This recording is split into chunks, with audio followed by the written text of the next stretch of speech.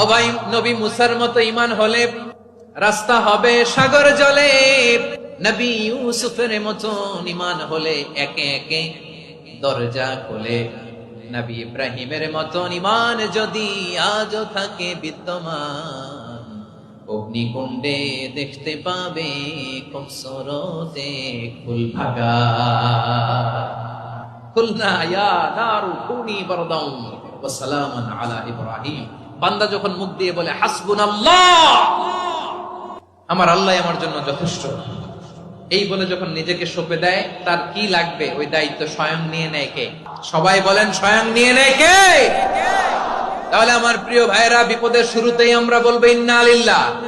এরপরে যেই বাক্যটা পড়ে নিজের পরিস্থিতিকে আল্লাহর দরবারে সঁপে দিব, সেটা হচ্ছে হাসবুনাল্লাহ।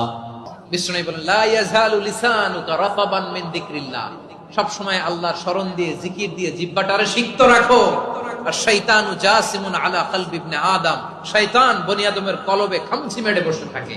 ফাইদা যাকারাল্লাহ খালাসা, মানুষ যখন আল্লাহর স্মরণ করে জিকির করে, শয়তান দৌড়ে পালায়। ওয়া ইদা গাফালা ওয়াসওয়াসা, যখনই বনি আদম গাফেল হয় তখনই শয়তান তার হৃদয়ে ওয়াসওয়াসা দেয়।